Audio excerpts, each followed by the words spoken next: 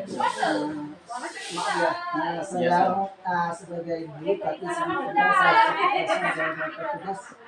Ini dari pembelajaran video Pak dari pembelajaran saya lihat itu pembelajaran yang sangat baik dari proses awal pembelajaran sampai penutup pembelajaran. Akan tetapi mungkin ini suatu pembelajaran baru bagi kita semua guru mengenai tentang pembelajaran diferensiasi. Nah, kira-kira pertama kali dapat mengajarkan pembelajaran diferensiasi bagaimana ya? Ya, yang pertama pasti saya harus mempelajari pembelajaran diferensiasi secara teoritis dulu ya. Kemudian melihat praktik-praktik pembelajaran diferensiasi ini dari berbagai sumber, diantaranya lewat sumber YouTube.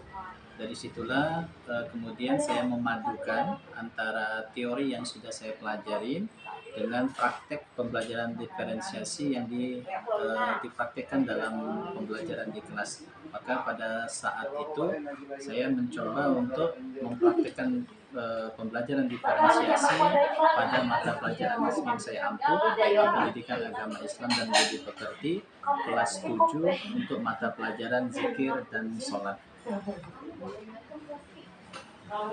Bagaimana dapat mengambil dalam satu pertemuan itu pertemuan keberapa? Ketiga. Pertemuan ketiga.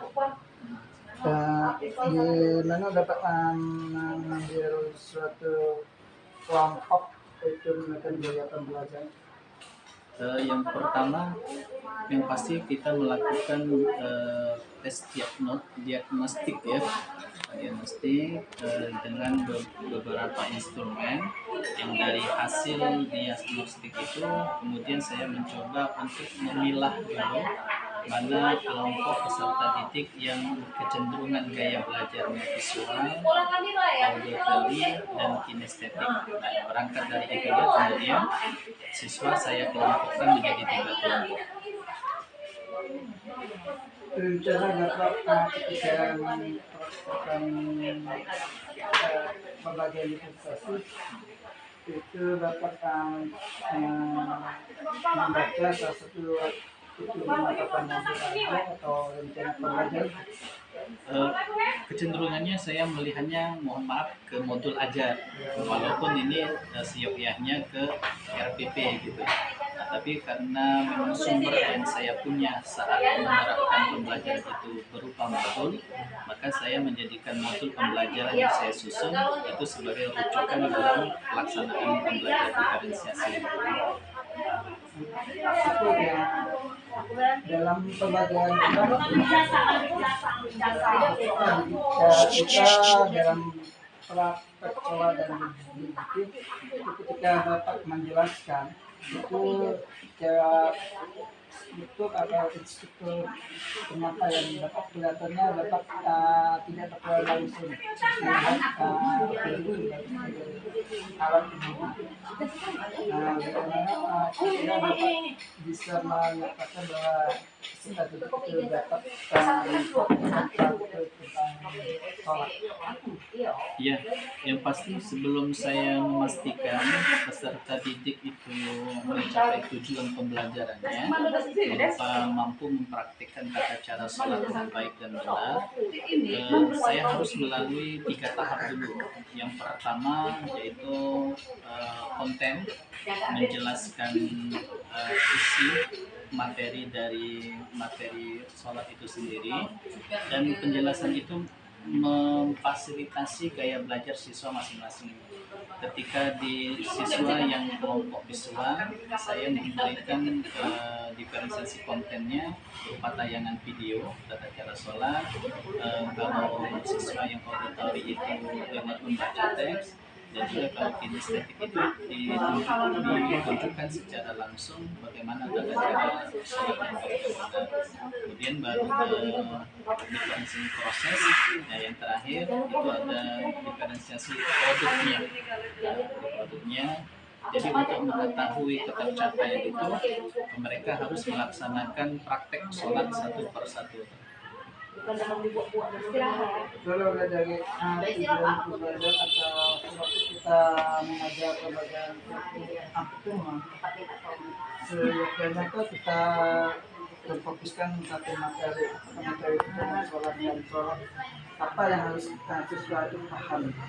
Jadi suatu dapat mengajar, saya kira siswa sudah tahu dalam sholat berapa waktu dan sholat itu dari beberapa pembelajaran lalu atau Bapak sudah menyampaikan bahwa sholat itu ada 5 dan salah satu bentuk gerakannya berbeda ada kesamaan.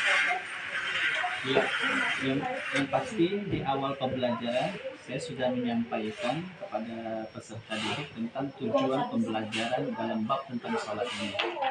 Nah, untuk mengetahui tingkat pemahaman mereka, tentu saya memberikan lembar kerja berupa instrumen soal, dan kemudian untuk pelaksanaan sholat mereka, sholat 5 waktu, kebenaran kita di sekolah ada buku perkembangan peserta didik.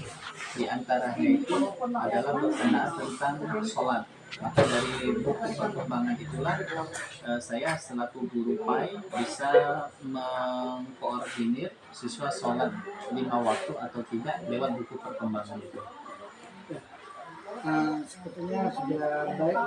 Kita akan dan dapat untuk siswa itu aktif dan kami Bapak supaya lebih bisa mencapai tujuan agar studi itu bisa mendapatkan soalnya dengan yang pasti setiap di akhir pembelajaran saya selalu melakukan refleksi untuk mendapatkan feedback tentang pembelajaran yang sudah dilaksanakan. Dan berangkat dari situ saya mencoba mengevaluasi apa saja kendala hambatan yang menjadi kendalanya untuk mencapai tujuan tersebut. Terima kasih atas sebagai guru agama Islam. Dalam mengangka kira berapa waktu siswa itu dapat merefleksikan mereka itu bisa sholat sebenarnya menurut kaidah Islam. Ya, yang pasti Kata bulan yang akan datang untuk mengangkat tadi itu bisa dinilai benar sholat. Ya, kalau batasan waktu mungkin tidak ada batasan waktu tertentu karena memang tingkat kepemahaman dan kesadaran diri setiap siswa itu berbeda-beda. Jadi untuk refleksi dan komitmen saya juga berkenaan tentang ini tentu pemantauan sholat ini tidak hanya saya lakukan di tempat sekolah, tetapi juga sampai pelaksanaan sholat mereka di rumah tadi melewati buku perkembangan sholat 5 waktu tadi. Dari FDP dan volunteer itu ada beberapa sudah mengatakan sudah baik. Jadi kalau saran kalau kita mengajar itu suatu berbeda antara model ajaran dengan rencana pembelajaran betul-betul dan di sini pun ada namanya sosial emosional. Sosial emosional itu sesuatu yang lain bisa digabungkan.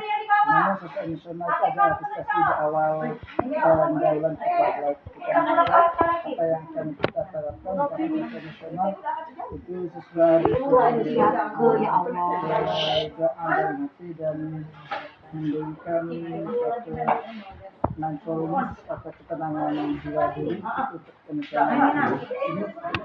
Ini dapat menggabungkan pembelajaran. Jadi ada pembelajaran itu boleh digabungkan tapi dalam pelaksanaan itu tidak ada di IPT ini dengan pembelajaran untuk emosional terapkan di sini. Lagi di awal kita menggunakan emosional itu jadi kok lagi kita harus apakah sesuatu bisa nanti kamu kemana ini bertanggung jawab dalam pembelajaran. Kita terima kasih waktu. Terima kasih juga atas masukannya. Waalaikumsalam warahmatullahi wabarakatuh.